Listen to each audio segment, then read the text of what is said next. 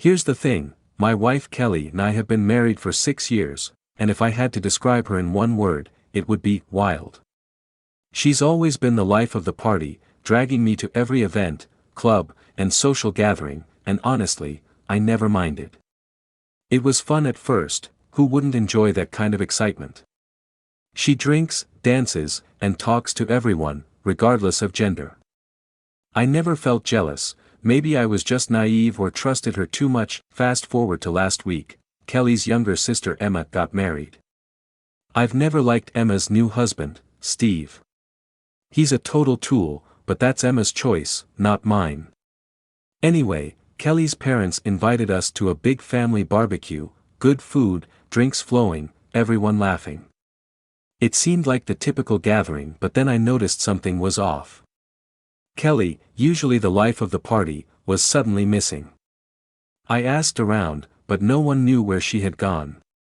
Curious, I decided to take a walk around the spacious property, thinking maybe she was inside or on a call. Little did I know that my curiosity would lead to a gut punch. As I wandered outside, I approached an old, run-down shed at the far side of the yard. I heard sounds coming from it. At first, I thought I was imagining things. But as I got closer, it became unmistakable. I rounded the corner, and that's when I saw it, my wife, Kelly, tangled up with Steve, my sister-in-law's husband, pants down, completely lost in the moment that I stood there, frozen, for what felt like an eternity. My mind couldn't process what I was witnessing. Was this really happening right there on her parents' property during a family barbecue? I felt a surge of rage and disgust, and before I knew it, I was grabbing Steve by the collar and landing a punch square in his face. His pants were still halfway down, and he looked just as shocked as I felt. Kelly started screaming like she was the victim in all this. The commotion drew in her parents, Emma, and half the family in seconds. I'll never forget the look on Emma's face when she saw what was happening, pure devastation, betrayal, disbelief. Instead of saying anything, she charged at Kelly, grabbing her by the hair and dragging her across the yard like a rag doll. They were full-on fighting while Steve struggled to pull up his pants. I just stood there, watching the chaos unfold, feeling like I was outside my own body, observing the train wreck that had become my life. That's when it hit me. If she could do this out in the open in front of her family, there had to be so much more going on behind the scenes.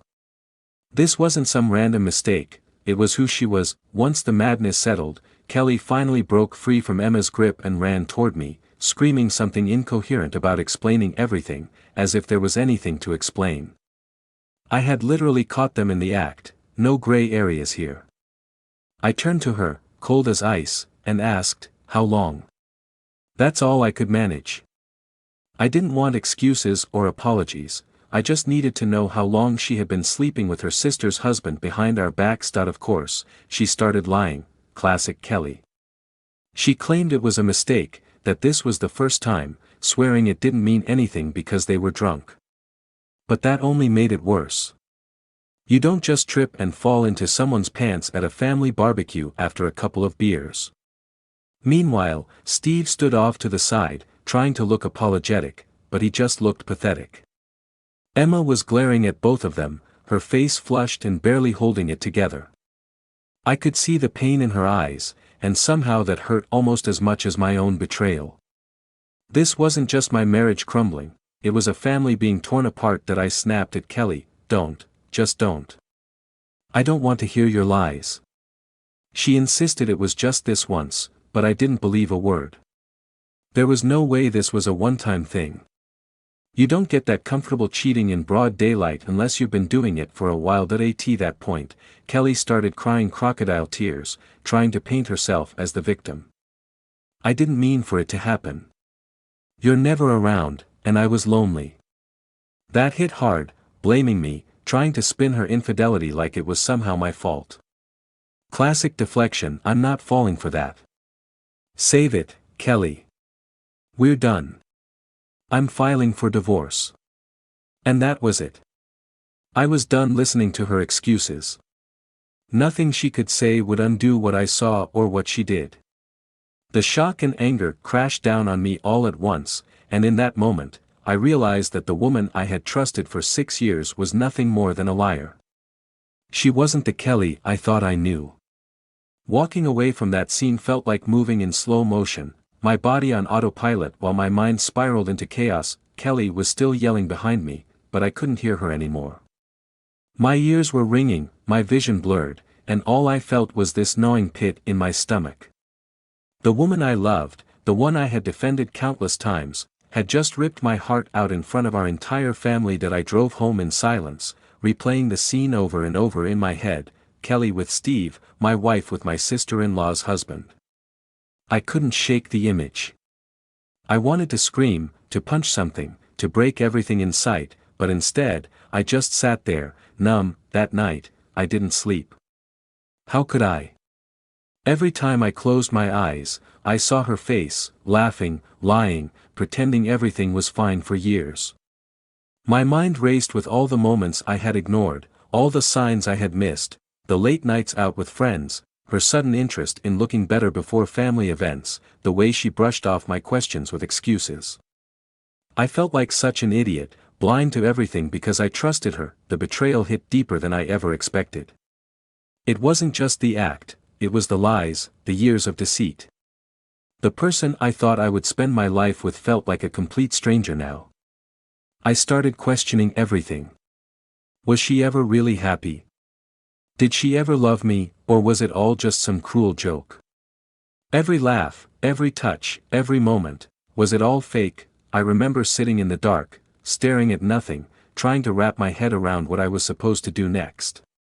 Part of me wanted to scream at her, demand answers, make her feel the pain she had put me through. Another part wanted to pretend it never happened, to go back to the version of my life where everything made sense. But the truth was, I couldn't unsee what I had seen. I couldn't unknow the betrayal, and that realization crushed me. That I felt broken, like I wasn't enough, like I had somehow failed as a husband. I didn't know if I could ever feel normal again or trust anyone. That night felt like the longest of my life, and by morning, I knew there was no going back, not for us, not after this. When the sun finally rose, I had made up my mind, there was no chance of fixing this. No amount of apologies or excuses would ever make it right. I wasn't going to stick around and let Kelly manipulate me into giving her another chance. That wasn't happening. I was done. The first thing I did that morning was call a lawyer. I wanted to get the divorce papers moving as soon as possible. The house was mine before we got married, so there was no question about that. Kelly was going to pack her bags and leave, and I didn't care where she went. She just wasn't staying under my roof. By the time Kelly got home later that day, probably expecting us to talk it out, I had the papers ready. She walked in looking like she had spent the entire night crying, trying to play the victim as usual. The second she saw me sitting there with the papers, her face dropped. "We need to talk," she started, her voice shaky as she tried to control the narrative. "No, Kelly. You need to pack your things and leave." I cut her off before she could weave her usual web of lies. She stood there for a moment, probably shocked that I wasn't falling into her trap this time. "You're seriously doing this over one mistake?" Her voice shifted from feigned regret to anger in an instant. "One mistake?" I snapped, my anger flaring again. "Don't insult me. This wasn't just a mistake, Kelly. You've been lying to me for God knows how long, screwing your sister's husband behind my back. You think that's just a little slip-up?" She tried to argue, of course, saying I was overreacting and that we could work through this. She even pulled the "we've been together for 6 years" card, as if that was supposed to change anything. But I wasn't having it. I didn't care how long we'd been together. You destroyed any chance of that mattering when you made your choice, Kelly. Now it was my turn to make mine. "You're leaving today," she kept pleading her case, throwing out every excuse in the book. I was drunk, it didn't mean anything. "We can fix this." But all I could see was her with Steve, and all I could hear were her lies. "No," I said, my voice cold and final. "There's no fixing this. It's over." I handed her the papers and told her to sign. She stood there, staring at them like they were a death sentence. And maybe they were, at least for her. But for me, they represented the end of this nightmare and the start of something new, something without her. Finally, she signed, tears streaming down her face, but I didn't care. I wasn't going to feel sorry for her. She brought this on herself that I watched her pack her things in silence, no more words left to say. When she left, I felt a weight lift off my chest. I was free. As Kelly walked out the door, a strange sense of calm washed over me. The chaos, the lies, the constant doubt, it was all gone. For the first time in a long while, I felt like I could breathe again. It was over. I was done with her lies, done with the betrayal, and done with pretending everything was fine. The days that followed were tough, though. Just because I made the decision to cut her out didn't mean it was easy. The house felt eerily quiet, and I couldn't help but think about the good times we had back when I believed in the illusion of who she was. But then I'd remember what she did, the image of her with Steve, and it snapped me right back to reality. That wasn't love, that wasn't trust. That was her playing me for a fool. That I realized something important during those sleepless nights after the divorce papers were signed. I had put up with so much and overlooked so many little things because I wanted to believe in the person I thought she was. But sometimes, people are just good at hiding who they really are. Kelly had been concealing herself behind that carefree party girl facade, and I was too blinded by my own trust to see the truth. Looking back, I don't regret much, except maybe not recognizing the signs sooner. I should have trusted my gut instead of brushing off those little moments of suspicion. I learned the hard way that trust isn't something you can hand out like candy, it has to be earned, and once it's broken, it's nearly impossible to rebuild. To anyone reading this who's going through something similar, here's my advice: don't ignore the red flags. Don't let someone manipulate you into thinking their betrayal is somehow your fault. You deserve better than that. It took me walking in on Kelly to realize she wasn't the person I thought she was, but you shouldn't have to wait for something that drastic. In the end, I'm better off. I walked away from someone who didn't respect me or love me the way I thought she did. Yes, it hurt like hell, but I came out stronger for it. I've moved on and I'm not looking back. Life's too short to waste on people who don't deserve a place in your future. So here's to new beginnings, to learning from mistakes, and to never letting anyone take advantage of your trust again. If I can get through this, so can you. Goodbye, Kelly, you won't be missed. And to all my listeners, thank you for your incredible support and for tuning into my stories on YouTube. Your enthusiasm and feedback mean the world to me. Stay tuned for more exciting tales. Warm regards.